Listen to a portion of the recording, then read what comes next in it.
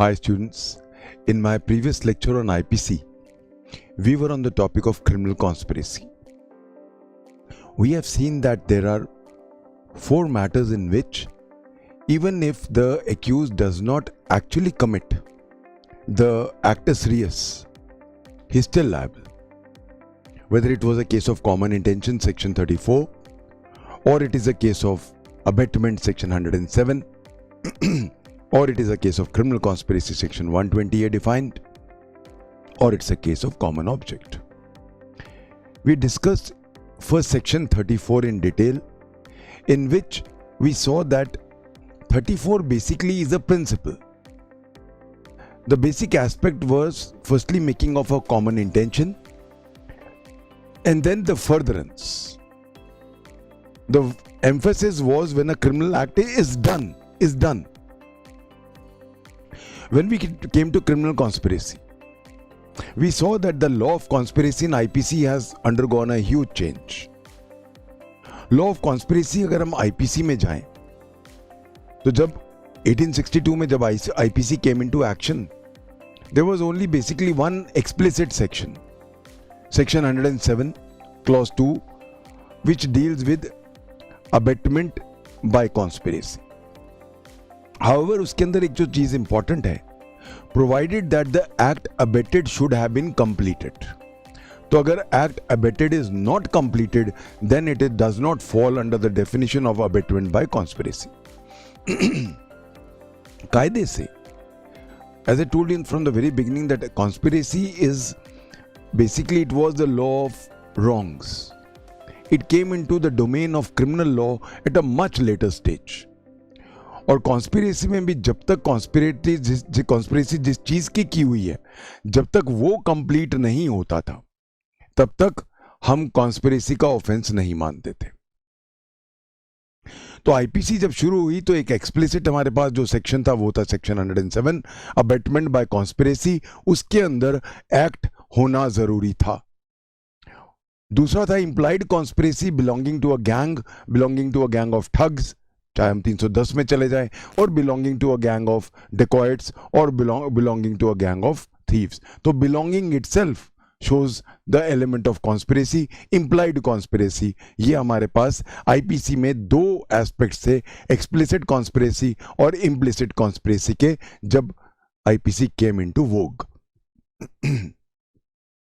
उसके बाद एक लिटरली एक बहुत बड़ा, हम कहेंगे लैंडमार्क भूचाल आता है मलकाही में. 1868 में जब आर वर्सेस मलकाही आता है, तो मलकाही के अंदर उन्होंने बोला कि एग्रीमेंट करना ही एक एक्ट है. The very act of making an agreement is an act. तो और कितने एक्ट चाहिए आपको? ठीक है, intention is not punishable, but जहां पे एग्रीमेंट बनाना ही एक एक्ट है, तो वहां एक्ट तो हो गया. तो actus reus, agreement itself is actus reus, और फर्दर एक्ट की जरूरत नहीं है. ये जब 1868 में जब मलकाही डिक्टम आया, तो ये इनकॉर्पोरेट हुआ आईपीसी में पहली बार सेक्शन 121A में, जो हमने पिछली बार पढ़ा, जहां पे waging a war against India की अगर कोई कॉन्स्पिरेसी करता है, even though no further explanation, हमने पढ़ा था 121A का, even though no further act is done, तब भी the very agreement to commit an offence of waging a war against India itself is punishable. उसकी लाइफ इंप्रिजनमेंट थी. उसके बाद पॉलिटिकल हालात चेंज हुए, पार्टीशन ऑफ बंगाल हुआ, हमने सारा वो एस्पेक्ट देखे. 1913 में then a complete law of conspiracy comes in the form of 2 sections, 120A and 120B. 120A में हमने देखा कि अब लॉ ऑफ कॉन्स्पिरेसी बन गया, जो सारे ऑफेंसेस पे अप्लाई करेगा. सारे offences will also include local and special laws. ना उसके अंदर ये हुआ कि when two or more persons agree to do or cause to be done an illegal act, or a legal act by illegal means is said to commit criminal conspiracy. Provided offence को छोड़ के बाकी जितने चीजें आती हैं उसके लिए हम गए section 43 illegal. Prohibited by law, any act which gives rise to a civil action or a legal act by illegal means के लिए, इनके लिए एक्ट होना, फर्दर एक्ट होना, एग्रीमेंट के बाद फर्दर एक्ट अगर नहीं होगा तो वो क्रिमिनल कॉन्स्पिरेसी में नहीं आएगा. हाउएवर, ऑफेंस का जहां तक सवाल है, कोई भी ऑफेंस करने की अगर आप क्रिमिनल कॉन्स्पिरेसी कर रहे हो तो that would automatically be covered by section 120A. वो क्रिमिनल कॉन्स्पिरेसी की डेफिनेशन में आएगा. ये हमने पिछली बार डिटेल में पढ़ा था. उसके बाद हमने पढ़ा पूरा लॉ रिगार्डिंग कॉन्स्पिरेसी. कॉन्स्पिरेसी के अंदर हमने पूरा एस्पेक्ट देखे. द व्हील ऑफ कॉन्स्पिरेसी मैंने आपको पढ़ा, एक गंदा सा डायग्राम ड्रॉ किया था मैंने. And we saw that so many aspects. Since I've already dealt with it in detail, I don't think I should waste time on that. Please refer to my previous lecture. उसके अंदर सारे aspects को conspirators के, whether it is necessary to know each other, whether he should have been there right from the inception, so many aspects we saw in my previous lecture. After we understood the entire law of conspiracy, we came to the punishment of conspiracy. Then we came to section 120B. 120B can be divided into two parts. The first part was where the act abetted, the offense abetted, was punishable with death, life, rigorous imprisonment of 2 years, or any imprisonment above 2 years. उस conspiracy की punishment वही है जो abetment की है. Abetment की punishment very करती है, एक्ट हुआ या नहीं हुआ वगैरह वगैरह, वो सारी चीजें. So punishment of conspiracy is the same as that of abetment. जैसा कि मैंने बोला, कायदे से कॉन्स्पिरेसी का लॉ अबेटमेंट बाय कॉन्स्पिरेसी का ही एक ऑफशूट मान सकते हैं. इसलिए ए रीजन उसको हम क्यों लिखते हैं कि it will be treated as if abetment का जो पनिशमेंट है वही कॉन्स्पिरेसी की है. इसके अलावा अबेटमेंट के वेरियस एस्पेक्ट्स हैं पनिशमेंट के, जो सेक्शन 109 से शुरू हो जाते हैं और आगे तक चलते हैं. वो सारे एस्पेक्ट्स यहां पे अप्लाई करेंगे. That is why please remember, ये एक बहुत इंपॉर्टेंट क्वेश्चन है. This is one important question. What is the punishment of conspiracy? एक कंफ्यूजन होता है कि अगर लिखा जाए सिंपल इंप्रिजनमेंट ऑफ 2 years तो वो क्लॉज 1 में नहीं आएगी, क्योंकि यहां 2 years का तभी वो क्लॉज 1 में आता है अगर रिगरस इंप्रिजनमेंट ऑफ 2 years हो. If it is only simple imprisonment, it will fall in clause B, A part. दूसरा क्वेश्चन जो आता है वो ये आता है, what is meant by punishment as if he had acted that, abetted that offence. इसका मतलब है जो हमारे पास पूरा गैमुट ऑफ पनिशमेंट्स है द लॉ ऑफ अबेटमेंट में, वो पूरा का पूरा गैमुट ऑफ पनिशमेंट्स वो वाला लॉ एज इट इज यहां अप्लाई करेगा. I discuss this all these aspects in my previous lecture. We now go on to 120B का क्लॉज 2. क्लॉज 2 क्लॉज 2 में अगर हम देखें, whoever is a party to a criminal conspiracy other than a criminal conspiracy to commit an offense punishable as aforesaid.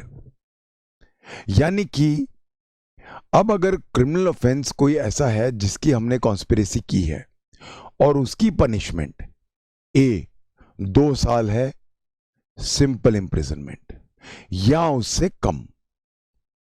तो 2 साल simple imprisonment या उससे कम punishment है अगर जिस ऑफेंस की हमने कॉन्स्पिरेसी की है। कौन सा एग्जाम्पल ले सकते हैं? हर्ट का, सिंपल हर्ट।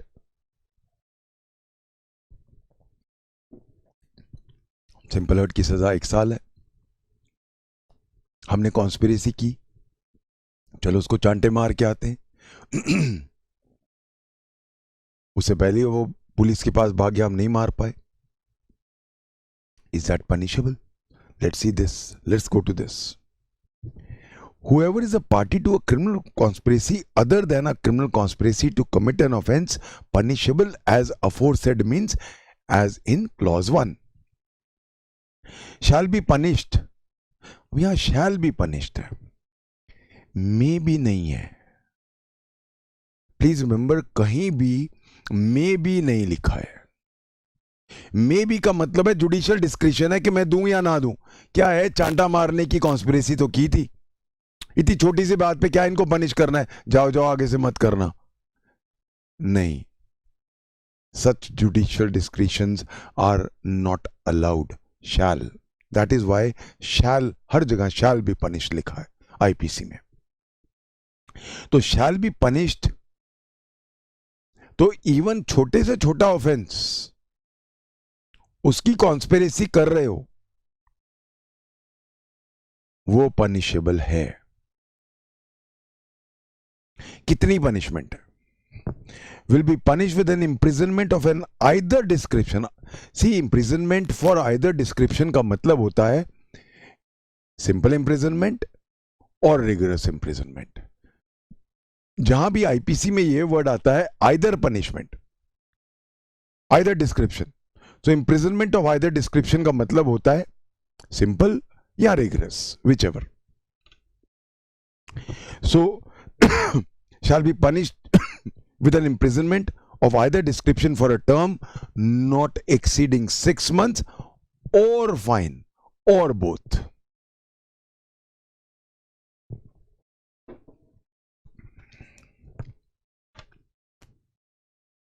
दो टाइप की पनिशमेंट्स हैं। ए, जहां पे मैं क्रिमिनल कॉन्स्पिरेसी करता हूं to commit an offence which is punishable with death, life imprisonment, 2 साल से ऊपर कोई भी, या 2 साल रिगरस, तो मेरी वही पनिशमेंट होगी जो अबेटमेंट में आती है, as if I had abetted that offence.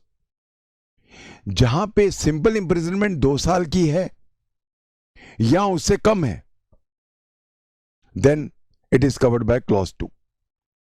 तब मैक्सिमम पनिशमेंट 6 महीने है और फाइन, या फिर दोनों हो सकता है। अगर हम क्लासिफिकेशन ऑफ ऑफेंस में जाएं, para 1, punishment same as for abetment of the offence, जो हमने पिछला पैरा 1 पढ़ा है, clause 1, non compoundable. Para 2, punishment for 6 months, non cognizable. ऊपर वाला, now the question arises, 120B के 2 क्लॉजेस हैं। पहला वाले क्लॉज में कॉग्निजिबल है कि नहीं, एफआईआर दर्ज हो सकती है कि नहीं, डिपेंड करेगा। अगर क्रिमिनल कॉन्स्पिरेसी हम जो जिस ऑफेंस की कर रहे हैं वो नॉन कॉग्निजिबल है, तो फिर क्रिमिनल कॉन्स्पिरेसी भी नॉन कॉग्निजिबल होगी। जो मेरे बहुत नए स्टूडेंट्स हैं जो अभी लॉ कर रहे हैं या जिनको बहुत अच्छा सीआरपीसी पे पकड़ नहीं है,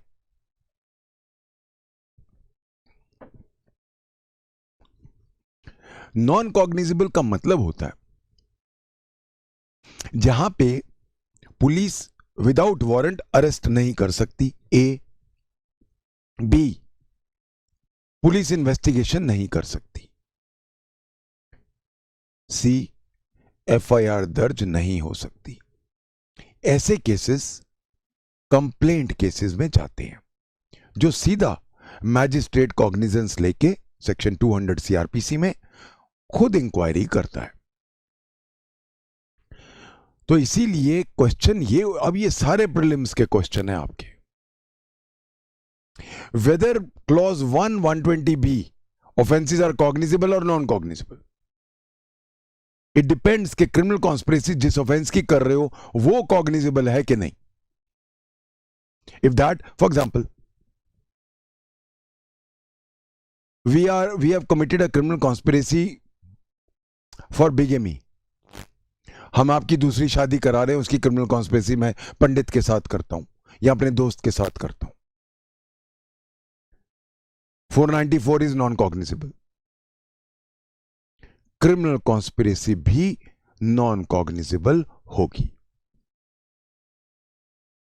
बट जब मैं आता हूं क्लॉज 2 में, please go para 2, imprisonment for 6 months or fine or both, non cognizable. FIR दर्ज नहीं होगी, पुलिस वाला बिना वारंट गिरफ्तार नहीं करेगा, पुलिस वाला इन्वेस्टिगेशन नहीं करेगा। Bailable, first class magistrate tribal, non compoundable.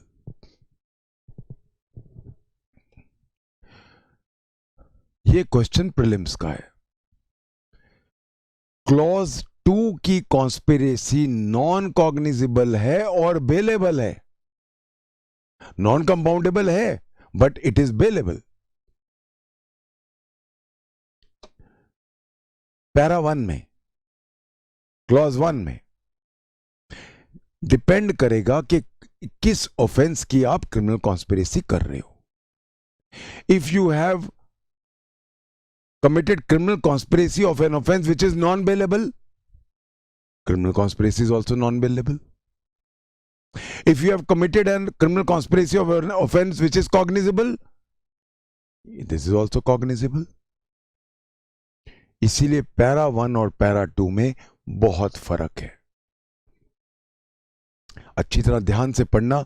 Punishment classification of offences में देखो, पैरा 1 के अंदर बेलेबल या नॉन बेलेबल, cognizable या non cognizable will depend on the nature of the offense for which you have committed criminal conspiracy.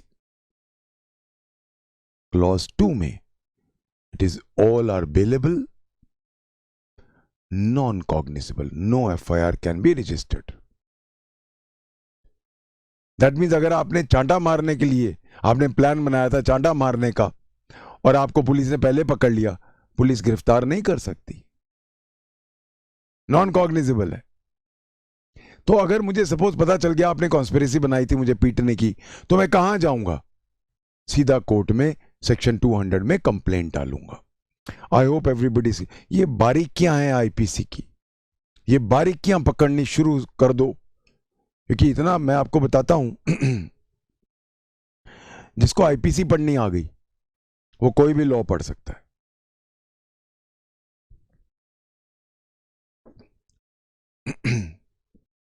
जितने घुमाओ IPC में है कहीं नहीं है। मैं सारे लॉ पढ़ाता हूं। प्रोसीजरल लॉ सीधे सीधे होते हैं। सबसे सीधा सीपीसी, थोड़ा घुमाओ सीआरपीसी, जलेबी की तरह घुमाओ IPC. Let's go it. Now एक चीज यहां और बतानी जरूरी है।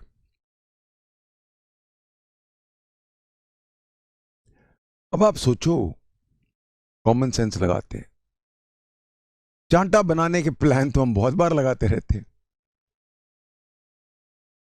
4 लेडीज मिल गई, उन्होंने कहा वो मुझे ऐसे घूर रहा था, चल सबक सिखा के आते हैं, सैंडल उतार। किसी ने सुन लिया, केस डाल दिया। कोर्ट तो भरा रहेगा ऐसे केसेस से। छोटे छोटे केसेस हैं, 2 साल से भी कम पनिशमेंट है। रॉन्गफुल रेस्ट्रेंट, छोटी सी पनिशमेंट है। क्या करोगे? आप कल को जज बनने वाले हो। आप सब पता चला आपकी रोज कॉज लिस्ट यही बन रही है। आज क्या है रीडर साहब, आज मेरे कौन से केसेस हैं? सर 25 केस है conspiracy to to to cause simple hurt. इस चीज को समझते हुए सीआरपीसी ने इसका समाधान निकाला है। सीआरपीसी ने क्लॉज 2 पे एक प्रोसीजरल एम्बार्गो लगा दिया है, एक प्रोसीजरल ब्लॉक लगा दिया है, एक प्रोसीजरल रेस्ट्रेंट लगा दिया है। क्या 196 क्लॉज 2 ऑफ सीआरपीसी सेज कोई भी कोर्ट कॉग्निजेंस नहीं लेगी क्लॉज 2 का। तो कोई भी अगर जो क्रिमिनल, अब क्रिमिनल कंप्लेंट ही पढ़ सकती है क्योंकि नॉन कॉग्निजेबल केस है, तो कोई भी कोर्ट इसका कॉग्निजेंस नहीं लेगी जब तक गवर्नमेंट का सैंक्शन या डीएम का सैंक्शन नहीं है। सो जब तक स्टेट गवर्नमेंट या डिस्ट्रिक्ट मजिस्ट्रेट अलाउ नहीं करता, सैंक्शन नहीं देता, कोर्ट कॉग्निजेंस नहीं लेगा। खत्म कहानी। बहुत बड़ा ये एक सेक्शन 196 क्लॉज 2 ने बहुत बड़ी राहत दे दी है आप लोगों को। जब जज बनोगे ब्लेस करोगे 196 क्लॉज 2 को। अगर वो ना होता, हर एरा गहरा नथु गहरा पहुंच जाता। सर मेरा नजरा नोट करना, ये लोग ऐसे मुझों को उताव दे रहे थे, कॉन्स्पिरेसी बना रहे थे मुझे पीटने की। सर करो ट्राई। कितनी वाइल्ड गूज चेज हो जाती। सो इसीलिए क्लॉज 2 पे हमारा 196 क्लॉज 2 सीआरपीसी एक रेस्ट्रेंट डालता है कि no trial can take place under clause 2 unless there is a sanction of the state government or the district magistrate as the case may be. I hope now everybody is clear on this. एक चीज और,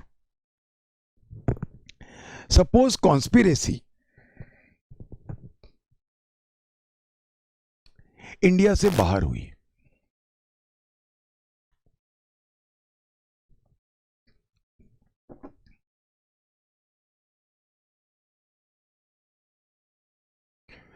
parties made a criminal conspiracy abroad,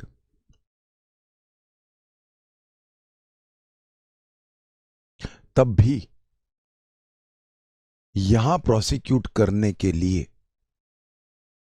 central government का sanction चाहिए। So please remember, criminal conspiracies, if they are hatched outside India, which of course should culminate in India, क्योंकि अगर criminal conspiracy आप कर रहे हो जो ऐसा ऑफेंस जो इंडिया में का कोई असर नहीं होने वाला है, तो फिर तो सेक्शन 3 में नहीं आता आईपीसी के। तो all conspiracies, all criminal conspiracies जिनका अंजाम इंडिया में पूरा होना है, मर्डर करा आपने, क्रिमिनल कॉन्स्पिरेसी कर ली कि मर्डर करेंगे इंडिया में किसी आदमी का, बम ब्लास्ट करेंगे, जो भी, उनका भी ट्रायल तब तक कॉग्निजेंस नहीं लेगा कोर्ट जब तक सेंट्रल गवर्नमेंट का सैंक्शन नहीं है। ये चीज कहां लिखी हुई है? Section 188 CrPC. बट अगर कॉन्स्पिरेसी इंडिया में कर रहे हैं to commit an outside India, to commit an offence outside India, तो फिर कोई सेंट्रल गवर्नमेंट की रिक्वायरमेंट नहीं है, जरूरत। हम यहां बैठे बैठे दिल्ली में प्लान कर रहे हैं कि लंदन में उस एक जो मेरी वाइफ है उसको हमने मर्डर करना है। हम क्रिमिनल कॉन्स्पिरेसी कर रहे हैं दिल्ली में, murder is to be committed in London. It is now covered by section 2 of IPC within India. Please remember, conspiracy is a substantive offense. कभी मत भूलना ये चीज। Criminal conspiracy itself is an offense. Classification है उसका,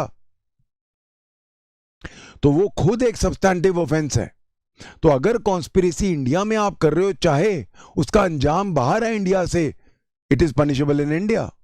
but अगर आप conspiracy बाहर कर रहे हो जिसका कल्मिनेशन इंडिया में हो रहा है, no doubt it is triable and punishable in India, but it requires sanction of the central government. इसके ऊपर हमारा जो मैंने अभी सारी बातें डिस्कस किया है, we have Delhi high court on this. Vinod Kumar Jain versus state CBI, Vinod Kumar Jain versus state CBI 1999 Delhi high court.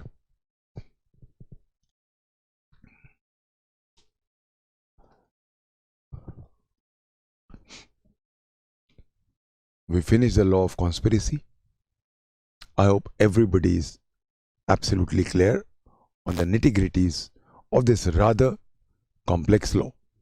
I hope everybody is clear. अब हम चलते हैं थर्ड लॉ पे।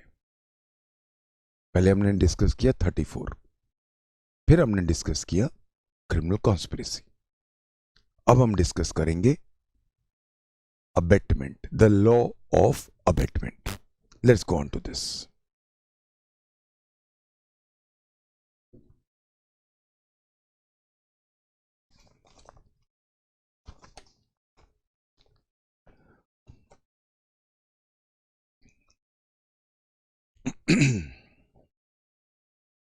अबेटमेंट का पूरा जो लॉ है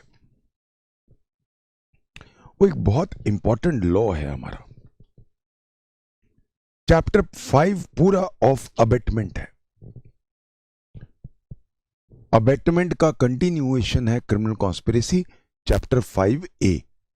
इस तरह चैप्टर बनाए गए हैं। इस चैप्टर का नाम है ऑफ अबेटमेंट, और 107 से लेकर 120 तक, from 107 to 120, we have the entire law of abatement, of abatement, entire law में what is abatement, who's an abater,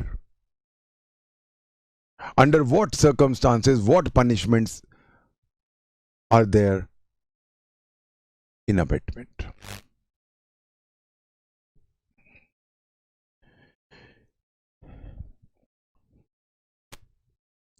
abetment अगर हम देखें, एंशिएंट लॉ है।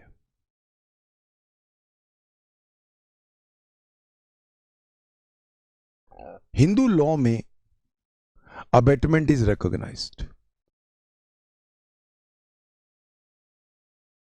हिंदू लॉ, हमारे शास्त्र कहते हैं कि अगर अबेटर ना होता तो शायद ऑफेंस ना होता। The support and encouragement which an abetter gives becomes the basis of the committal of an offense.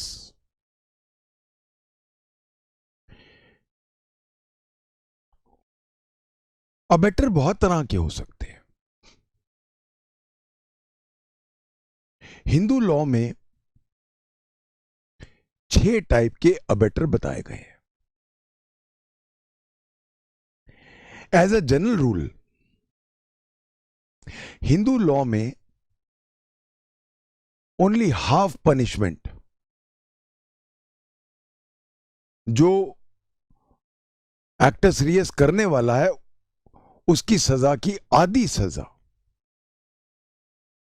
अबेटर्स को मिलती थी। So abetment is not a creation of IPC. Abatement owes its origin to ancient laws.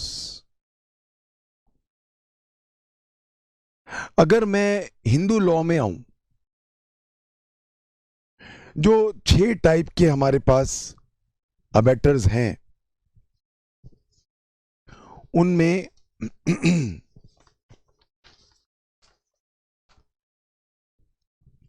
दो जो हमारे अबेटर्स हैं वो हैं, पहला आरंभकर्ता। आरंभकर्ता who sets the ball rolling, जिसकी वजह से शुरू होता है। तो आरंभकर्ता जिसकी वजह से शुरुआत होती है।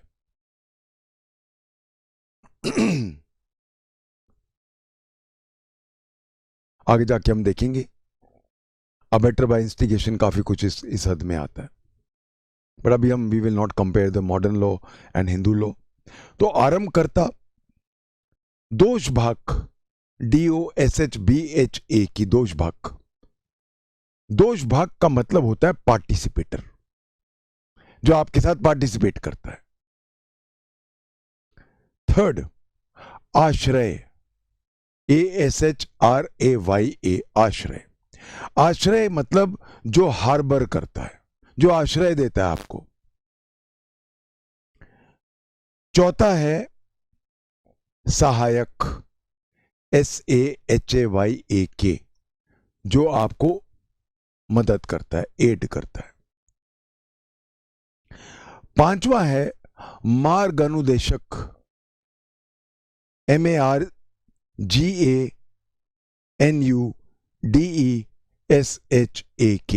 मार्ग अनुदेशक।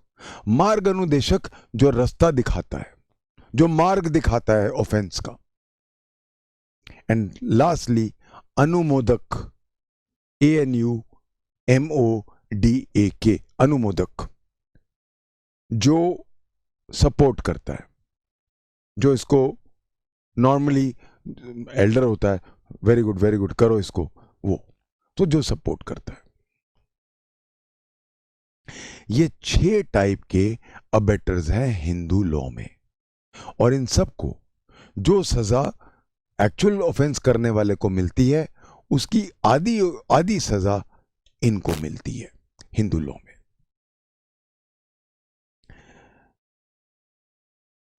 हिंदू लॉ में एक चीज और थी, जो असासिन्स को हायर करता है,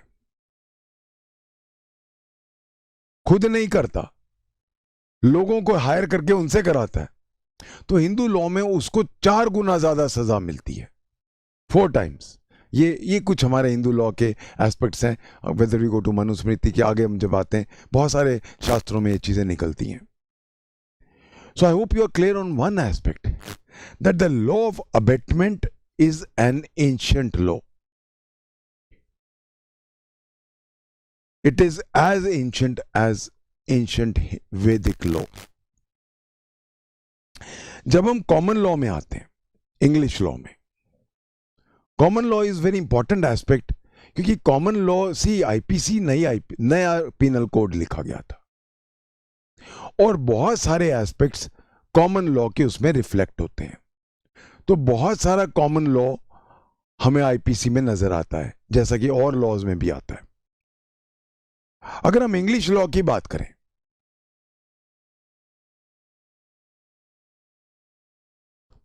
हम एक्यूज को 2 पार्ट्स में डिवाइड कर सकते हैं,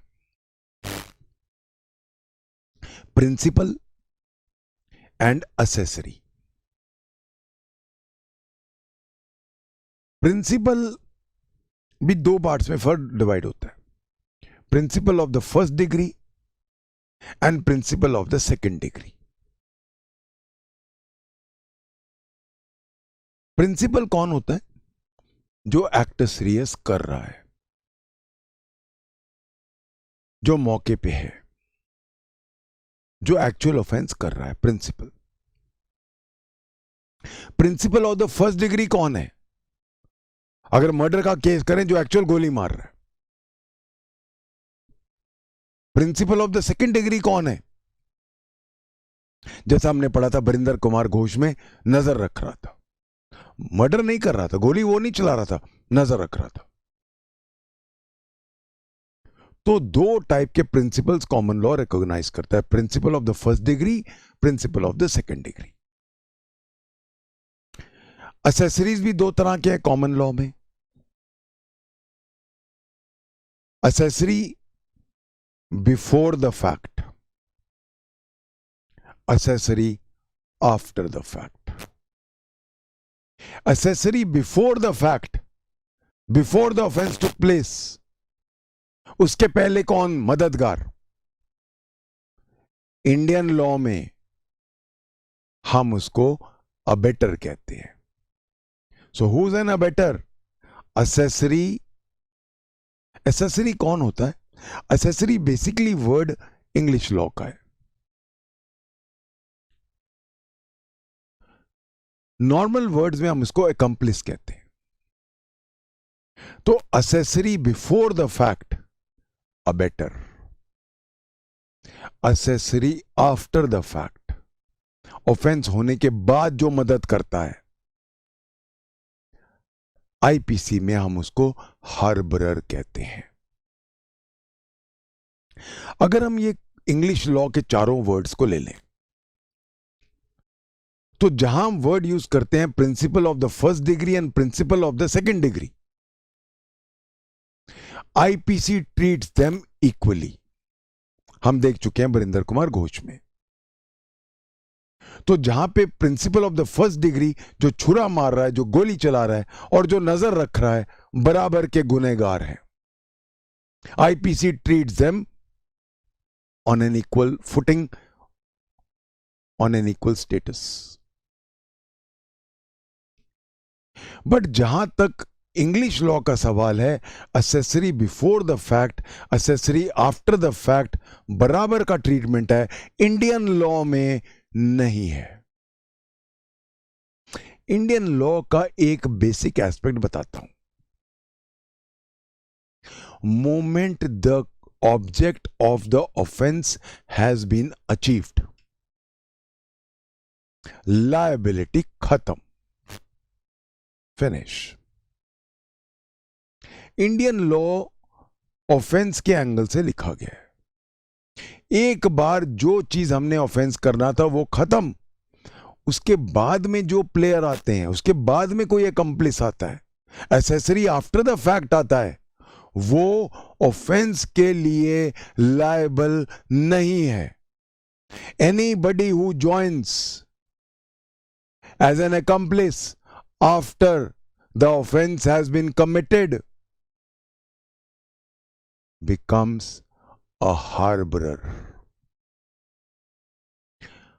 So please remember, abatement ka law is accessory before the fact, before the offense was committed. Accomplice before the offense was committed. Accessory after the fact, accomplice after the offense has been committed is a harborer. पहले लेते हैं हम, before I go into the law of abatement, सबसे पहले हम लेंगे the law of harboring. तो harboring के कुछ सारे sections पढ़ते हैं. harboring का law, accessory after the fact. So accessory after the fact, sections 130, 136, 157, 201, 212, 216 and 216A. पहले इन सेक्शंस को, तो पहले हम अबेटमेंट यानी कि पहले हम असेसरी बिफोर द फैक्ट नहीं ले रहे, हम पहले ले रहे हैं accessory after the fact. Let's discuss the law of harbouring, the punishment for harbouring, the conditions in which harbouring takes place and the punishment which is accorded. Let's go to the entire law in these sections. First, let's go to section 130. 130, 130, aiding escape of, rescuing or harboring such prisoner. Whoever knowingly aids or assists.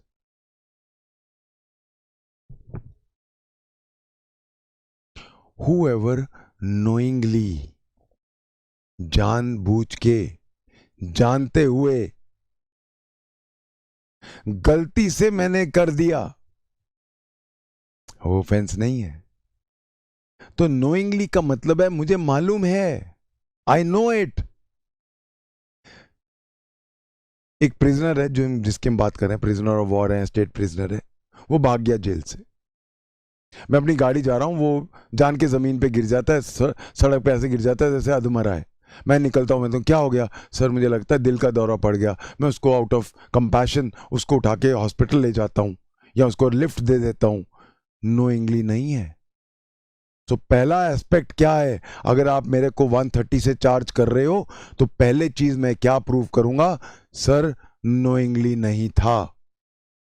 Knowingly aids or assists. See, this is the brilliance of Macaulay. दो word use कर रहा है। When I use the word aid, देखा जाए तो दोनों एक जैसे हैं, पर फर्क है। Aiding always implies active aiding, active participation, कुछ मेरा बहुत बड़ा रोल है। असिस्ट के अंदर मैं बाकी लोगों के थोड़ा बहुत मदद करता हूं। मैं जेलर हूं, मैंने जब वो भागा मैंने अलार्म टाइम पे नहीं बजाया। No doubt it almost borders on AIDS. But aiding is a far more active participation than assisting. That is why aids or assists, दोनों चीजें। So whoever knowingly, the main mens rea is knowingly. अगर knowingly नहीं है तो कोई offense नहीं है। Whoever knowingly aids or assists any state prisoner. State prisoner कौन होता है? Who has waged a war against India? Who has committed an offense against India? Bomb blast, Kasab जो फांसी होगी जिसको, ये सब स्टेट प्रिजनर्स। सो स्टेट प्रिजनर्स वो होते हैं who have committed an offense not against an individual but against a state. So any state prisoner or prisoner of war, या फिर लड़ाई हो गई, उसके बाद हमने पकड़ लिए, उनके पकड़ने में किसी ने मदद कर दी, जान की मदद कर दी भागने में। Whoever knowingly aids or assists any state prisoner or prisoner of war in escaping from lawful custody. So पहला point, escaping from lawful custody. दूसरा, or rescues, भाग वो अपने आप गया, आगे मैंने उसको बचाया। अपने आप उसने जेल तोड़ ली, अपने आप कूद के भाग गया, मैं आगे गाड़ी लेके खड़ा था उसकी मदद करने के लिए। रेस्क्यूज और attempt to rescue such a prisoner. Attempt, कोशिश की, जब तक मैं कोशिश कर रहा था रेस्क्यू नहीं कर पाया, पुलिस ने पकड़ लिया, अटेम्प्ट हो गया। और रेस्क्यूज और attempt to rescue any such prisoner और हार्बर्स और कंसील, दो वर्ड आ गए, हार्बर्स और कंसील।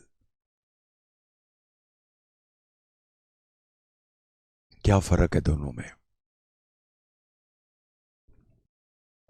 कंसील का मतलब होता है सिर्फ छुपाना।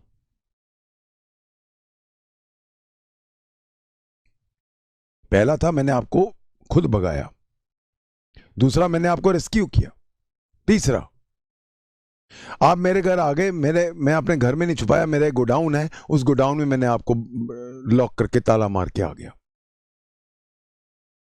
कंसील किया है। आप मेरे घर आ गए, मैंने अपने घर के तहखाने में आपको बिठाया, आपको खाना दिया, आपको मैंने आपको चोटें लग गई थी, पुलिस ने आपको मार रही भाग रही थी तो आपको चोटें आई हैं, वो चोटों के आपकी मरहम पट्टी की, खाना दिया आपको, कपड़े दिए, सोने को बिस्तर दिया। हार्बर्स, तो हार्बरिंग इज अ जीनस, उसका एक पार्ट स्पीशी है कंसीलिंग, दोनों कवर्ड है। तो हार्बर्स और conceals any such prisoner who has escaped from lawful custody or offers, और अगला offers or attempts to offer resistance to the recapture of such prisoner, या फिर वो मेरे घर आ गया, छुप गया,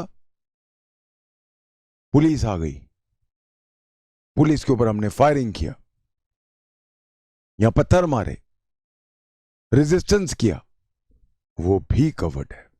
सो इफ यू नोटिस कितनी सारी चीजें होंगी.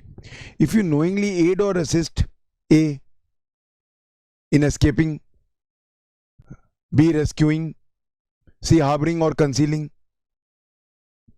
Fourth offering resistance to recapture.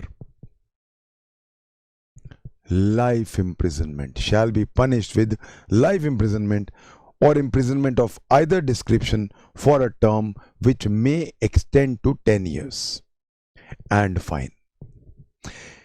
See, जहां हम लिखते हैं and may extend, life imprisonment and which may extend to 10 years.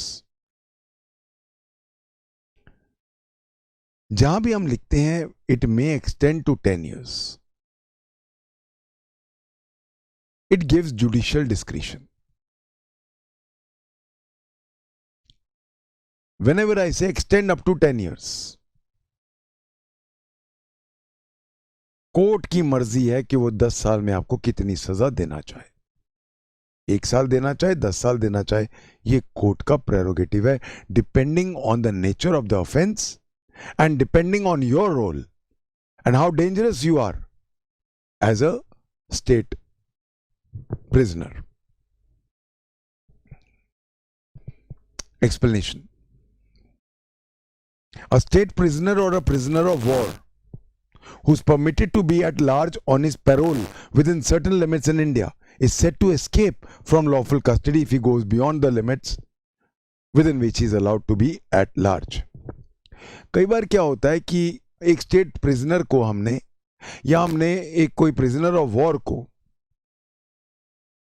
बहुत सालों से हमारे पास जेल में था, उसका ट्रायल चल रहा है, 25 साल हो रहे हैं, 10 साल से उसका केस चल रहा है, 15 साल से उसका केस चल रहा है. उसके रिश्तेदार हैं जो वहीं रहते हैं, उसके रिश्तेदार हैं या उसके रिश्तेदार उसकी बेटी को उसके बाहर से अगर आया हुआ है तो उसको ले आते हैं कि इसकी शादी करनी है, यहाँ पैरोल पे छोड़ देते हैं. जब पैरोल पे छोड़ते हैं तो शर्तों के साथ छोड़ते हैं. शर्तें क्या होती हैं कि इस एरिया के बाहर आप नहीं जाओगे. अब सपोज वो पैरोल से बाहर चला जाता है, उसको एरिया बताया गया कि तुम चंडीगढ़ में रहोगे, चंडीगढ़ के इस लिमिट से बाहर नहीं जाओगे. अब अगर वो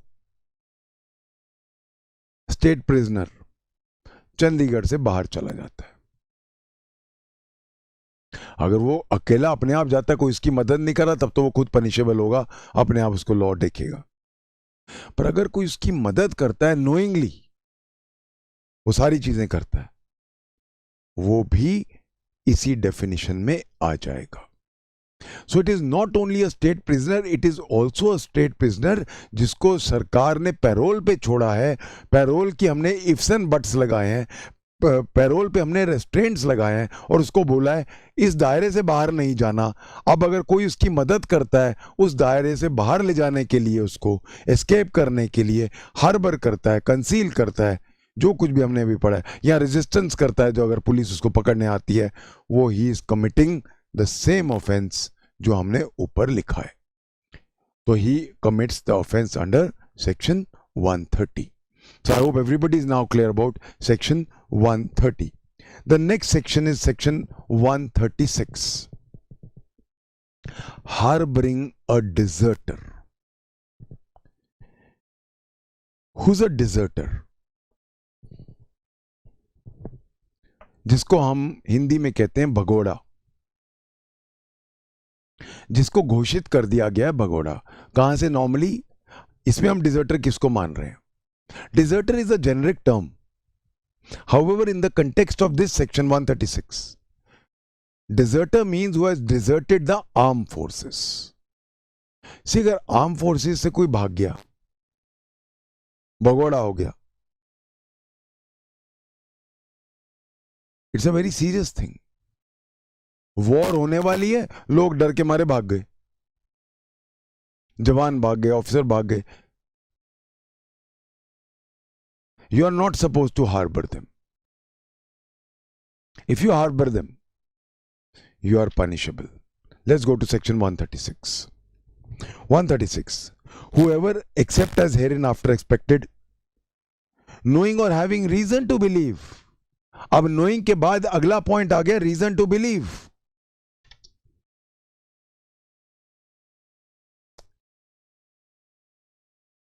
नॉलेज कैसे पता होगी हमें? हमें क्या पता कि चाइना फ्रंट से जो भागा हुआ है वो भागा हुआ है कि नहीं? नॉलेज बड़ा मुश्किल है, बट रीजन टू बिलीव तो है. वॉर होने वाली है,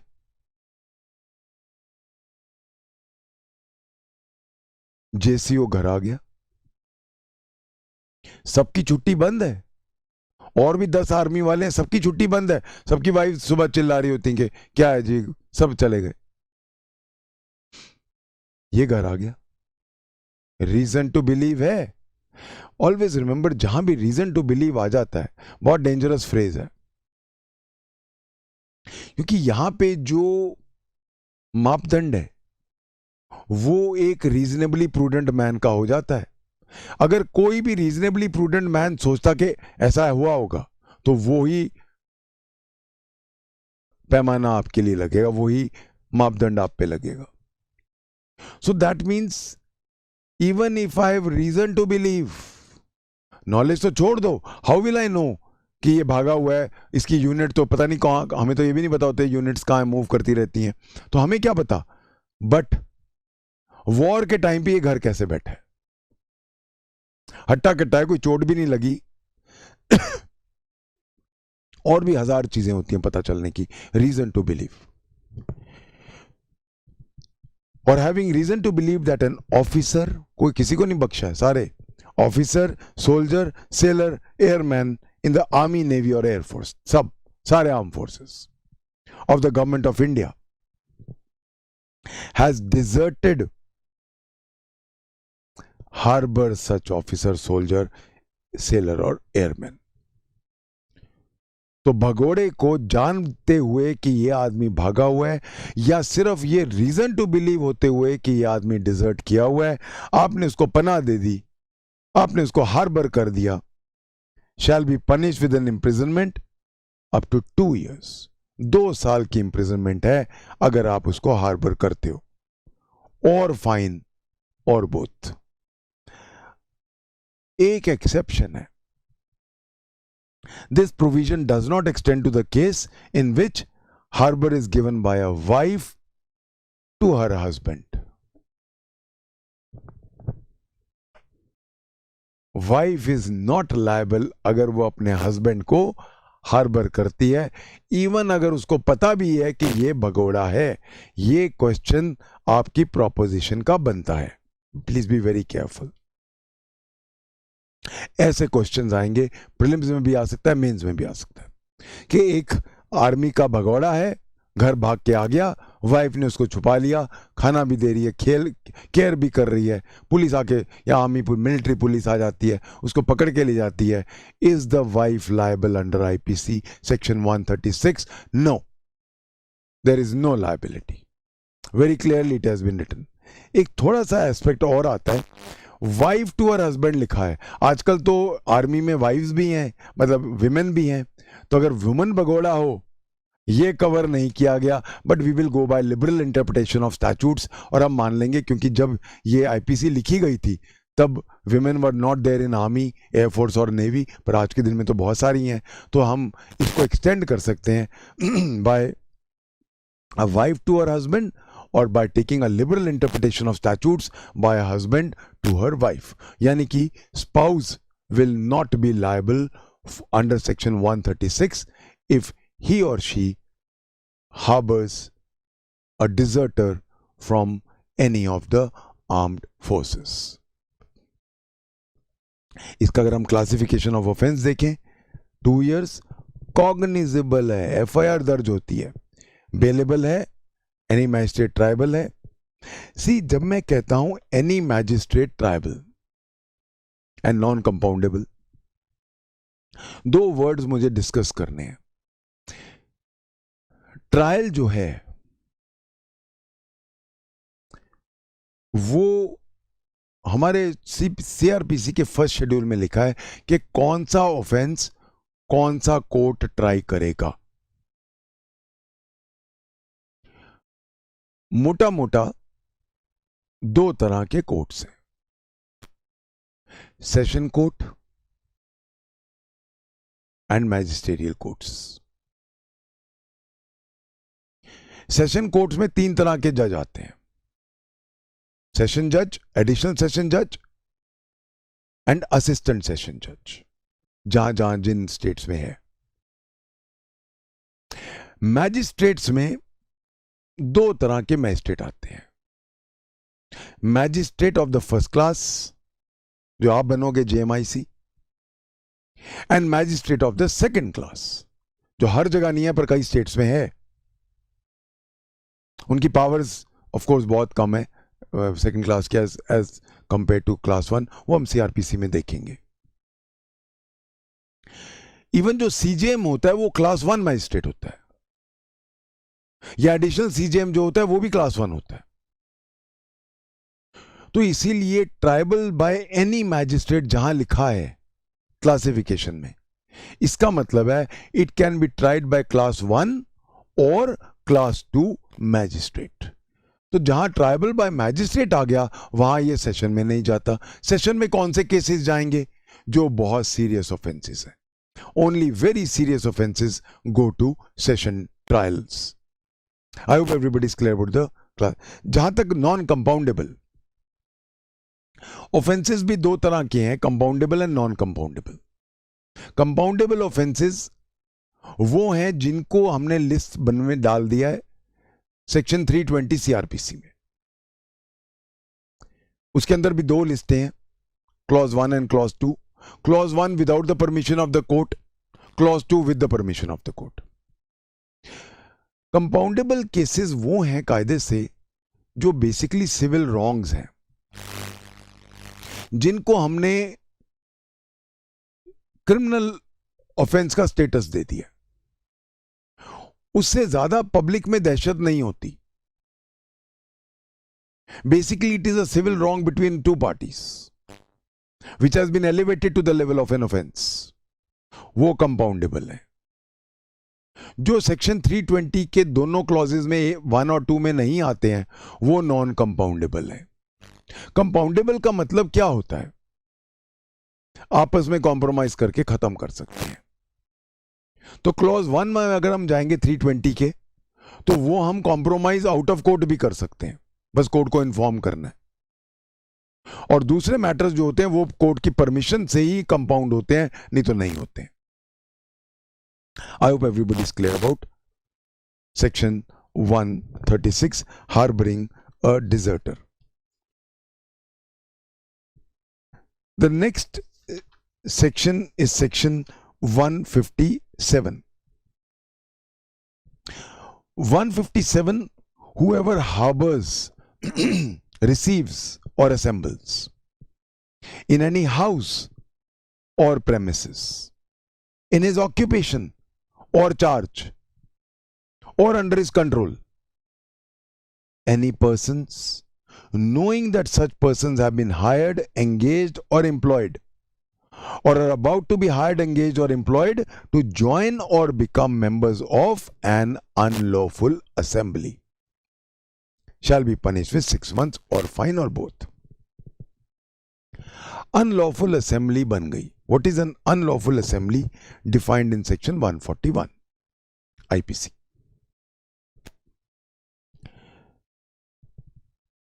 सेक्शन 144 लगा हुआ है, 144 सीआरपीसी लगा हुआ है, और उन्होंने बोल दिया 5 या 5 से ज्यादा लोग इकट्ठे नहीं हो सकते।